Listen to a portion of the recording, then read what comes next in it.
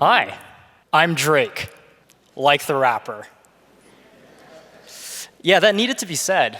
Yesterday I was at Starbucks at the airport, and the lady asked me what my name was, and I said Drake, and she looked me in the eye and said, "Drink? Drink? Like the venti frap you just ordered?" Not quite.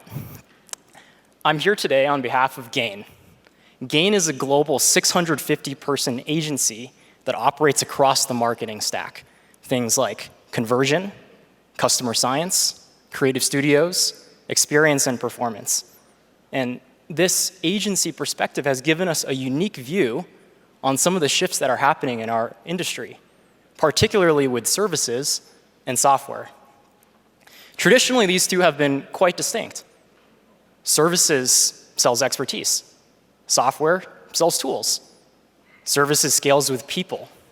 Software scales with product. But with AI, these are beginning to merge a little bit. Julian Beck, partner at Acquia Capital, recently made an interesting statement.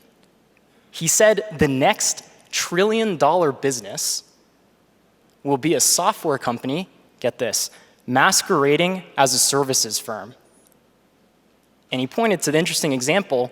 Previously, a company might have spent $10K on QuickBooks and $120K hiring an accountant, but the next legendary company will just close the books and offer that complete outcome. And that's scary, but it's real. Anyone building products right now is always thinking, when will Claude and Lovable mutate fast enough to abstract away whatever I'm building? But the truth is, when you're selling outcomes and final deliverables, you're a little bit less threatened by how these models improve. Because every time they improve, it's better for your margins, it's better for your operations. And Y Combinator has a very similar thesis. They recently added to their list of key investment targets AI native agencies.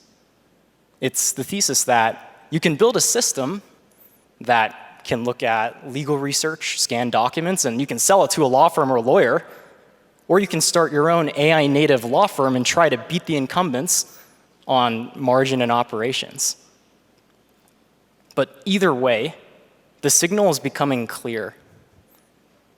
Especially in specialized domains, agencies and service workers and providers have the ability to bake in their expertise and hard-earned methodology into products that offer full outcomes and full solutions. And this gives them leverage that previously consultants never had.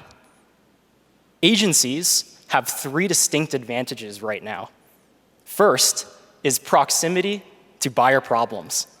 The second is proprietary data, at least for now. And the third is practitioner judgment. They know which bottlenecks really hurt. They know what sounds good in practice versus works in reality. And they know how to navigate the company politics. And this is quite aligned with the thesis of GAIN.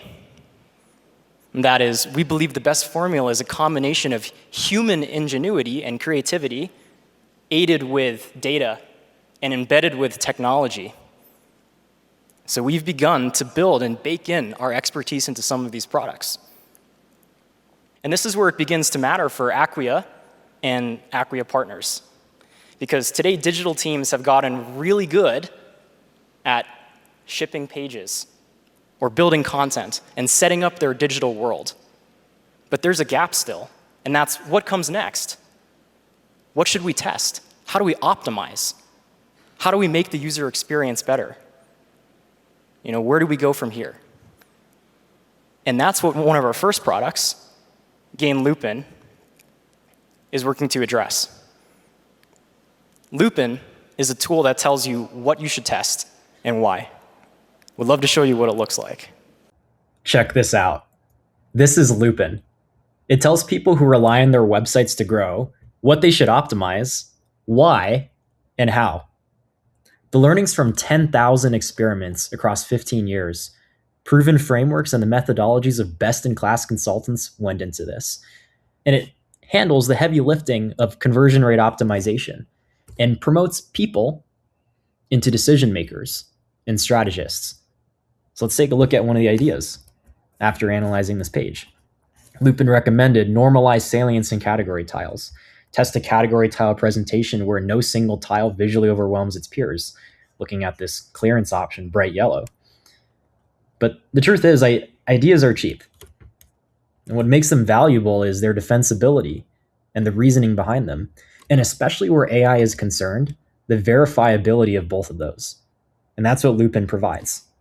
Lupin starts by scraping the page and grabbing each of the elements and the components so it understands what the makeup is. And then it begins making observations the same way a human would.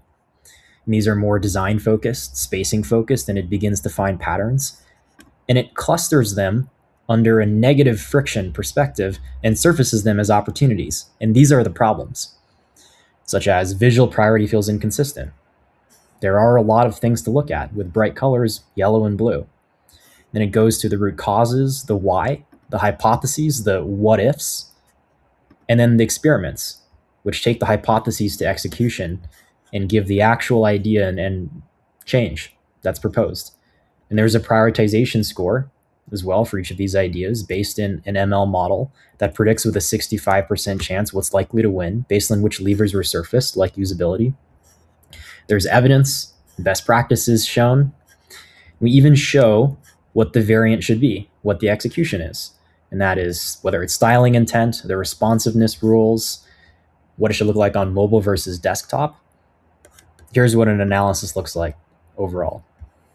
You can see the flow of reasoning and the logic that goes from problem, visual priority feels inconsistent, to root causes, salience items compete with each other. The hypotheses, maybe a more predictable scan path will improve the progression. I mean, look at this page. And the experiment, normalize the salience in the category tiles, and then the variance. And not only do we provide the text for the variance, but you can see the before and the after. And you can visualize that. Here's the before and here's the after for this one. Here's the original, the status quo, with the bright yellow button that's taking everyone's attention. And here's the after, the before and the after. What Lupin is effectively working towards is an end-to-end solution that can handle CRO. And it helps people where analysts previously have to spend hours digging, looking through the site and trying to understand where the opportunities are. It helps get them that first step, helps surface these opportunities. They can begin iterating and optimizing faster and operationalizing it by being able to share it with the rest of their team and visualize it so they can share, hey, this is what it actually looks like. That's Lupin. Now, when I started in the CRO space about 2 years ago, I didn't know anything. And what I started with was a bunch of really cheap courses that try to hand everything like it was a silver bullet. And I try to chase other practitioners and be like, hey, what does a good insight really look like? That version of me would have really thought Lupin was awesome. But equally as awesome, some of the Lupin features, equally as awesome is what we're working on with Acquia. And that is being able to bake in these CRO suggestions into Acquia source in a way where people who are managing their sites and building the pages, they can immediately see surfaced what the opportunities, what the potential friction, and what to improve is. One of the engineers at Acquia Source, Lori Timoney, put this together. Thanks, Lori. You can see within Acquia Source, it's like a modal. And you're able to see, hey, here are some of the analyses that come from Lupin. And you saw the full flow and rigor and analysis, analyst caliber that went into Lupin, scraping the page, forming observations, looking at root causes and hypotheses. This is what can live within Acquia. You can see some of these suggestions.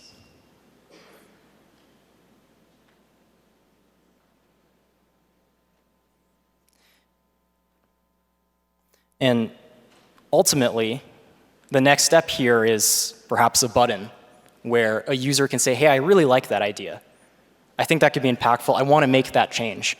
And whether it's generating variants or generating code, there will be some sort of button where you can see the execution happening and try to put it on the page, or at least understand, hey, here is visually what the change was. I think this is what the future of CMS is working towards. It's something that's very end-to-end.